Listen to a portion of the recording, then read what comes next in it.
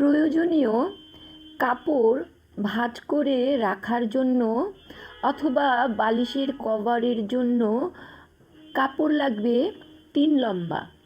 দেখুন এখানে একটি নকশি কাঁথা ভাঁজ করে সেটার মাপে এভাবে 2 দিকের 2 লম্বা আর 1 লম্বা, মোট 3 লম্বা, অর্থাৎ যদি 12 ইঞ্চি লম্বা কভার বানাতে হয় তবে কাপড় লাগবে 36 ইঞ্চি।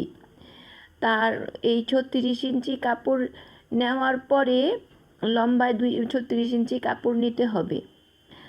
আর পাশটা আপনি আপনার যেটা ভাঁজ করেছেন সেই ভাঁজের কাপড়ের বা বালিশের পাশ অনুযায়ী নিয়ে নেবেন।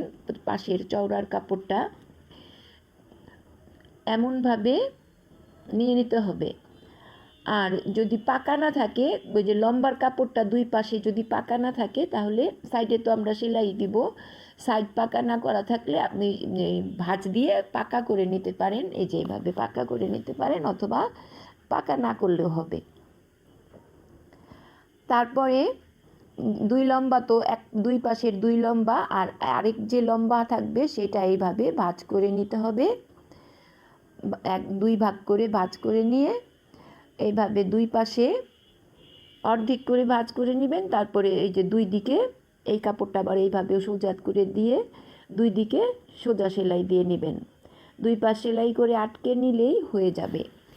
দেখুন এখানে সেলাই করে নেওয়ার পরে আপনি বালিশ এভাবে অথবা 3 পিস শাড়ি, ব্লাউজ, পেটিকোট সব সুন্দর করে ভাঁজ করে তৈরি করা এই কাপড়ে ভরে মাঝ বরাবর ভাঁজ করা ডবল কাপড়টা এভাবে ফোল্ডিং করে নিলেই কোনো রকম চেন, জিপার, বোতাম বা ফিতা ছাড়াই কভার বন্ধ থাকবে সুন্দর মতো। ভাঁজ করা ডবল কাপড় পকেটের মতো হবে, তাতে আপনার আনুষঙ্গিক প্রয়োজনীয় কাপড়ও গুছিয়ে রাখতে পারেন।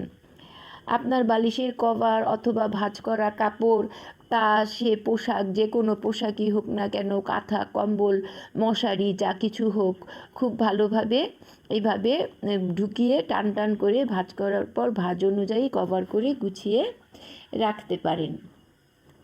তাহলে দেখে নিলেন এইভাবে একটি কভার তৈরি, যা আপনার প্রয়োজনীয় কাপড়কে গুছিয়ে রাখবে ভাঁজ করার পর। সবাই ভালো থাকবেন, সবার জন্য শুভকামনা।